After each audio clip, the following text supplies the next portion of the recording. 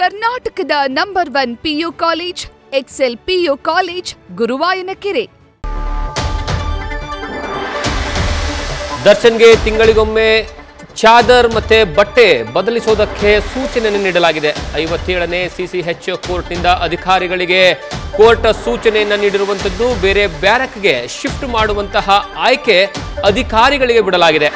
ಸಾಧ್ಯವಾದರೆ ಬೇರೆ ಬ್ಯಾರಕ್ಗೆ ಶಿಫ್ಟ್ ಮಾಡುವಂತೆ ಸೂಚನೆಯನ್ನು ಸಹ ಕೋರ್ಟ್ ನೀಡಿದೆ.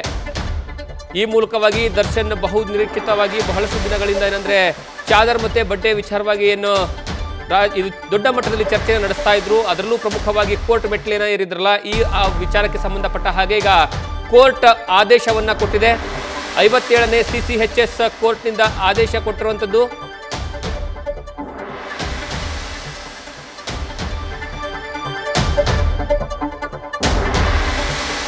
ಬೇರೆ ಬ್ಯಾರಕ್ಗೆ ಶಿಫ್ಟ್ ಮಾಡುವಂತೆ ಅವರ ವಕೀಲರು ಸಹ ಬಹಳಷ್ಟು ದೊಡ್ಡ ಮಟ್ಟದಲ್ಲಿ ಅಂದರೆ ಕೋರ್ಟ್ ಮುಂದ್ಗಡೆ ವಾದ ಮತ್ತೆ ಪ್ರತಿವಾದವನ್ನ ಮಾಡ್ತಾ ಇದ್ರು. ಅವರಿಗೆ ಕೇವಲ ಕ್ವಾರಂಟೈನ್ ಜೈಲಲ್ಲಿ ಮಾತ್ರ ಅಂದರೆ ಕ್ವಾರಂಟೈನ್ ಸೆಲ್ಲಲ್ಲಿ ಮಾತ್ರ ಇಡಲಾಗಿತ್ತು.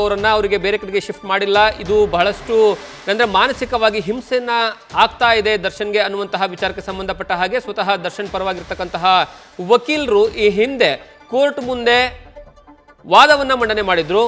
ಮತ್ತೆ ಅದರ ಜೊತೆಗೆ ದರ್ಶನ್ಗೆ ಸರಿಯಾದ ರೀತಿಯಲ್ಲಿ ಬೆಡ್ಶೀಟ್ ಆಗಿರ್ಬೋದು ಅಥವಾ ಚಾದರ್ ಆಗಿರ್ಬೋದು ಅಥವಾ ಬಟ್ಟೆಗಳಾಗಿರ್ಬೋದು ಯಾವುದನ್ನು ಸಹಿತ ಸಮರ್ಪಕವಾಗಿ ಕೊಡ್ತಾ ಇಲ್ಲ.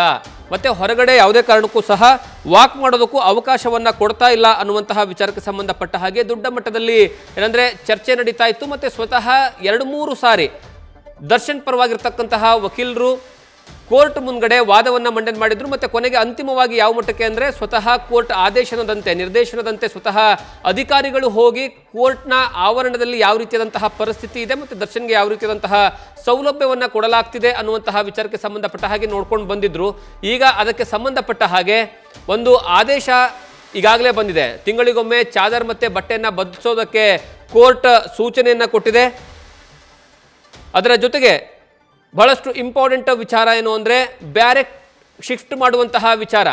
ಸಾಧ್ಯವಾದರೆ ಬೇರೆ ಬ್ಯಾರೆಕ್ಗೆ ಶಿಫ್ಟ್ ಮಾಡಿ ಅನ್ನುವಂತಹ ಸೂಚನೆಯನ್ನು ಸಹ ಕೋರ್ಟ್ ಜೈಲಿನ ಅಧಿಕಾರಿಗಳಿಗೆ ಕೊಟ್ಟಿದೆ.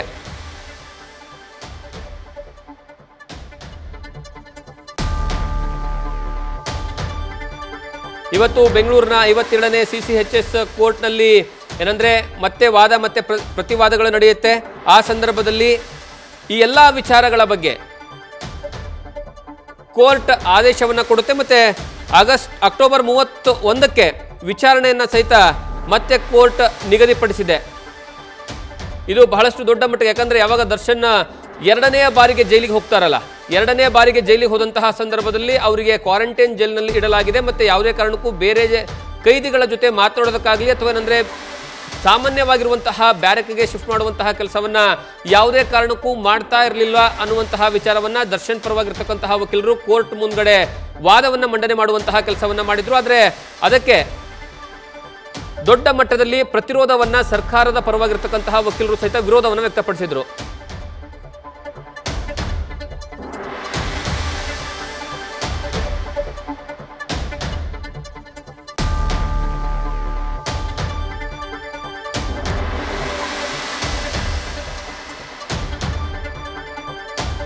ಕಳೆದ ಬಾರಿ 57ನೇ CCHS ಕೋರ್ಟ್ನಲ್ಲಿ ನಡೆದಿರ್ತಕ್ಕಂತಹ ವಾದ ಮತ್ತು ಪ್ರತಿವಾದದ ಸಂದರ್ಭದಲ್ಲಿ ಬಹಳಷ್ಟು ದೊಡ್ಡ ಮಟ್ಟದಲ್ಲಿ ಜೈಲಿನ ಅಧಿಕಾರಿಗಳು ಸರಿಯಾದ ರೀತಿಯಲ್ಲಿ ಸಮರ್ಪಕವಾಗಿ ದರ್ಶನ್ ಅವ್ರಿಗೆ ಏನು ಕಾನೂನಾತ್ಮಕವಾಗಿ ಅವಕಾಶಗಳಿದ್ದಾವೆ ಅದನ್ನು ನಡೆಸ್ಕೊಳ್ತಾ ಇಲ್ಲ, ದರ್ಶನ್ ಅವರಿಗೆ ಮೂಲ ಸೌಕರ್ಯಗಳನ್ನು ಕೊಡ್ತಾ ಇಲ್ಲ, ದರ್ಶನ್ ಅವರಿಗೆ ಕೋರ್ಟ್ ಕೊಟ್ಟಿರ್ತಕ್ಕಂತಹ ಆದೇಶದ ಅನ್ವಯವೂ ಸಹಿತ ಕನಿಷ್ಠ ಸೌಲಭ್ಯಗಳನ್ನು ಕೊಡ್ತಾ ಇಲ್ಲ ಅನ್ನುವಂತಹ ವಿಚಾರಕ್ಕೆ ಸಂಬಂಧಪಟ್ಟ ಹಾಗೆ ದರ್ಶನ್ ಪರವಾಗಿರ್ತಕ್ಕಂತಹ ವಕೀಲರು ಕೋರ್ಟ್ ಮುಂದ್ಗಡೆ ಮನವಿ ಮಾಡಿಕೊಳ್ಳುವಂತಹ ಕೆಲಸವನ್ನ ಮಾಡ್ತಾರೆ. ತದನಂತರ ಕಾನೂನು ಅಧಿಕಾರಿಗಳ ಮೂಲಕವಾಗಿ ಕೋರ್ಟ್ನ ಆವರಣಕ್ಕೆ ಕಳಿಸಿ ಅಲ್ಲಿರುವಂತಹ ವಾಸ್ತುಸ್ಥಿತಿಯನ್ನ ಅರಿಯೋ ಸಲುವಾಗಿ ಅಂದ್ರೆ ಕೋರ್ಟ್ ಆದೇಶವನ್ನ ಕೊಟ್ಟಿತ್ತು.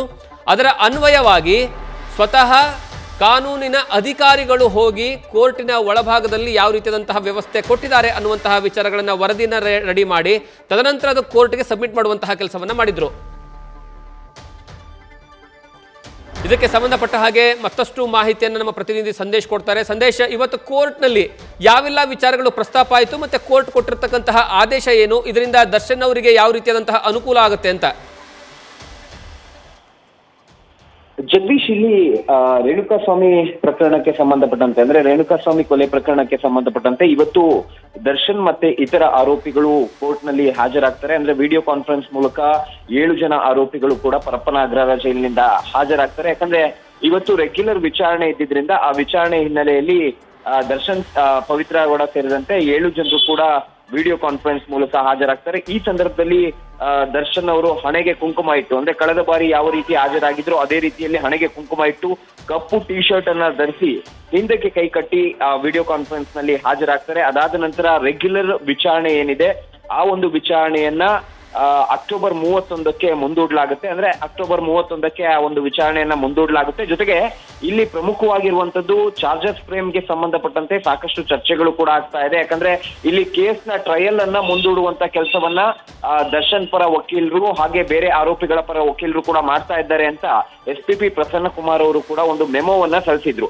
ಇದಕ್ಕೆ ಸಂಬಂಧಪಟ್ಟಂತೆ ಈಗಾಗಲೇ ಏನು ಡಿಸ್ಚಾರ್ಜ್ ಅರ್ಜಿಯನ್ನ ಏನು ಸಲ್ಲಿಸಲಾಗಿತ್ತು, ಅಂದ್ರೆ ನಂದೀಶ್ ಅನ್ನೋ ಆರೋಪಿ, 5ನೇ ಆರೋಪಿ ಆಗಿರುವಂತ ನಂದೀಶ್ ಡಿಸ್ಚಾರ್ಜ್ ಅರ್ಜಿಯನ್ನ ಏನ್ ಸಲ್ಲಿಕೆ ಮಾಡಿದ್ರು ಆ ಅರ್ಜಿಯನ್ನ ಕೂಡ ಈಗಾಗಲೇ ವಜಾ ಮಾಡಿ 31ನೇ ತಾರೀಕಿಗೆ ದೋಷಾರೋಪ ನಿಗದಿಪಡಿಸೋದಕ್ಕೆ ಅಥವಾ ಚಾರ್ಜಸ್ ಫ್ರೇಮ್ ಮಾಡೋದಕ್ಕೆ ದಿನಾಂಕವನ್ನ ಈಗಾಗಲೇ ನಿಗದಿ ಮಾಡಲಾಗಿದೆ. ಅಕ್ಟೋಬರ್ 31ಕ್ಕೆ ಚಾರ್ಜಸ್ ಫ್ರೇಮ್ ಅನ್ನ ಮಾಡೋದಕ್ಕೆ ಈಗ ದಿನಾಂಕವನ್ನ ನಿಗದಿ ಮಾಡಲಾಗಿದೆ. ಅದರ ಜೊತೆಗೆ ಈಗ ಬೇರೆ ಬೇರೆ ವಿಚಾರಕ್ಕೆ ಸಂಬಂಧಪಟ್ಟಂತೆ ಅಂದ್ರೆ ಹಾಸಿಗೆ ದಿಂಬಿನ ವಿಚಾರಕ್ಕೆ ಸಂಬಂಧಪಟ್ಟಂತೆ ಈಗ ಸದ್ಯ ಕೋರ್ಟ್ ಕೂಡ ಒಂದು ಆದೇಶವನ್ನ ಅಥವಾ ಒಂದು ಸೂಚನೆಯನ್ನ ಜೈಲ್ ಅಧಿಕಾರಿಗಳಿಗೆ ಕೊಟ್ಟಿರುವಂತದ್ದು. ಅಂದ್ರೆ ತಿಂಗಳಿಗೊಮ್ಮೆ ಚಾದರ್ ಹಾಗೆ ಬಟ್ಟೆಯನ್ನ ಅವರಿಗೆ ಒದಗಿಸಿ, ಅಂದ್ರೆ ತಿಂಗಳಿಗೊಮ್ಮೆ ಅವರಿಗೆ ಬಟ್ಟೆಯನ್ನ ಒದಗಿಸಿ ಅಥವಾ ಬಟ್ಟೆಯನ್ನ ತೆಗೆದುಕೊಳ್ಳೋದಕ್ಕೆ ಅವಕಾಶವನ್ನ ಸಂದೇಶ್, ಒಂದೇ ನಿಮಿಷ, ಮತ್ತೊಂದು ಬ್ರೇಕಿಂಗ್ ನ್ಯೂಸ್ ಬರ್ತಾ ಇದೆ, ನೋಡ್ಕೊಂಡ್ ಬರೋಣ. ನಟ ದರ್ಶನ್ಗೆ ಹಾಸಿಗೆ ದಿಂಬು ಪರಿಗಣಿಸದ ಕೋರ್ಟ್.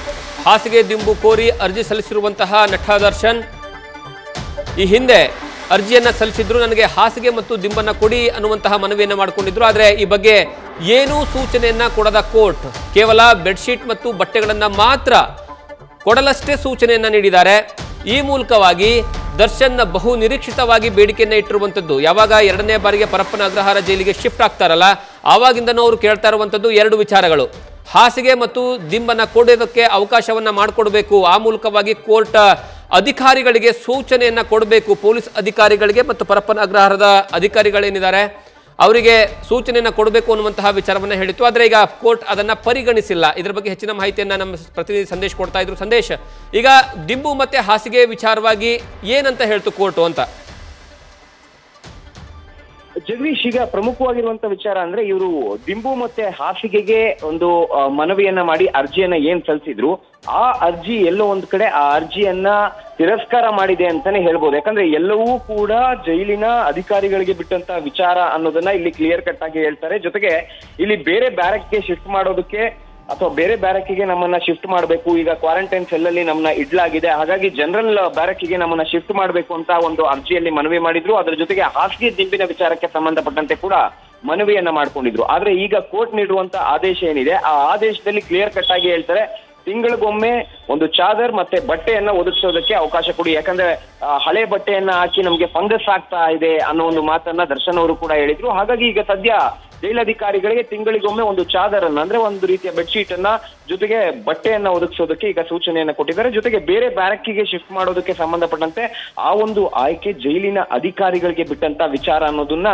ಇಲ್ಲಿ ಕ್ಲಿಯರ್ ಕಟ್ ಆಗಿ ಹೇಳ್ತಾರೆ. ಅಂದ್ರೆ ಸಾಧ್ಯವಾದ್ರೆ ನೀವು ಬೇರೆ ಬ್ಯಾರಕ್ಗೆ ಶಿಫ್ಟ್ ಮಾಡಬಹುದು, ಅಲ್ಲಿ ಭದ್ರತೆಯ ದೃಷ್ಟಿಯಿಂದ ಅಥವಾ ಬೇರೆ ಯಾವುದೇ ದೃಷ್ಟಿ ಇದ್ರೂ ಕೂಡ ಅಥವಾ ಅವೆಲ್ಲವನ್ನೂ ಕೂಡ ಜೈಲಿನ ಅಧಿಕಾರಿಗಳೇ ಡಿಸೈಡ್ ಮಾಡಬೇಕು ಅನ್ನೋದನ್ನ ಇಲ್ಲಿ ಕ್ಲಿಯರ್ ಕಟ್ ಆಗಿ ಹೇಳ್ತಾರೆ. ಜೊತೆಗೆ ಈಗ ಶೀಘ್ರ ಸಾಕ್ಷ್ಯ ವಿಚಾರಣೆ ಕೋರಿ ಪ್ರಾಸಿಕ್ಯೂಷನ್ಗೆ ಅರ್ಜಿಯನ್ನ ಹಾಕಲಾಗಿತ್ತು. ಅದಕ್ಕೆ ಸಂಬಂಧಪಟ್ಟಂತೆ ಈಗ ವಿಚಾರಣೆಗೆ 2 ಕಡೆಯವರು ಕೂಡ ಸಹಕರಿಸಬೇಕು ಅಂತೇಳಿ ಕೋರ್ಟ್ ಸೂಚನೆಯನ್ನ ಕೊಟ್ಟಿದೆ. ಅಂದ್ರೆ ಇಲ್ಲಿ ಪ್ರಮುಖವಾಗಿರುವಂತದ್ದು ಇಬ್ರು ಕೂಡ ಸಹಕರಿಸಬೇಕಾಗುತ್ತೆ. ಯಾಕಂದ್ರೆ ಡಿಸ್ಚಾರ್ಜ್ ಫ್ರೇಮ್ ಅನ್ನ ಹಾಕುವಂತದ್ದಾಗಿರ್ಬೋದು, ಜೊತೆಗೆ ಈ ಚಾರ್ಜ್ ಫ್ರೇಮ್ ಅನ್ನ ಡಿಲೇ ಮಾಡುವಂತ ಕೆಲಸಗಳು ಕೂಡ ಆಗ್ತಾ ಇತ್ತು. ಹಾಗಾಗಿ ಅಕ್ಟೋಬರ್ 31ಕ್ಕೆ ಚಾರ್ಜಸ್ ಫ್ರೇಮ್ ಆಗ್ಬೇಕು ಅನ್ನೋದನ್ನ ಇಲ್ಲಿ ಕ್ಲಿಯರ್ ಕಟ್ ಆಗಿ ಕೋರ್ಟ್ ಕೂಡ ಸೂಚನೆಯನ್ನ ಕೊಟ್ಟಿರುವಂತದ್ದು. ಅದರ ಜೊತೆಯಲ್ಲಿ ಈಗ ಹಾಸಿಗೆ ದಿಂಬು ವಿಚಾರಕ್ಕೆ ಸಂಬಂಧಪಟ್ಟಂತೆ ಕೋರ್ಟ್ ನೀಡಿರುವಂತಹ ಆದೇಶ ಏನಿದೆ ಅದು ಜೈಲಧಿಕಾರಿಗಳಿಗೆ ಸೂಚನೆಯನ್ನ ಕೊಡಲಾಗಿದೆ. ಅಂದ್ರೆ ಚಾದರನ್ನ ಕೊಡಿ, ಅದು ಎಷ್ಟು ದಪ್ಪನೆಯ ಬೆಡ್ಶೀಟು ಆ ರೀತಿ ಇರ್ಲಿಲ್ಲ. ಜೈಲಧಿಕಾರಿಗಳು ಯಾವುದು ಇದು ಚಾದರ್ ಅಂತ ಹೇಳ್ತಾರೋ ಅದನ್ನೇ ಒದಗಿಸುವಂತ ಕೆಲಸವನ್ನ ಮಾಡ್ತಾರೆ. ಜೊತೆಗೆ ತಿಂಗಳಿಗೊಮ್ಮೆ ಬಟ್ಟೆ ಒದಗಿಸುವಂತ ಕೆಲಸಗಳು ಕೂಡ ಆಗ್ತಾ ಹೋಗ್ತವೆ. ಜೊತೆಗೆ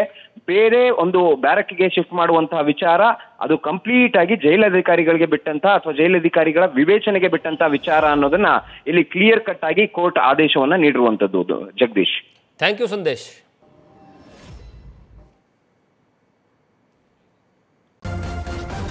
ನ್ಯೂಸ್ ಫಸ್ಟ್ ನಿರ್ಭೀತಿಯಿಂದ ನಿಮ್ಮ ಪರವಾಗಿ.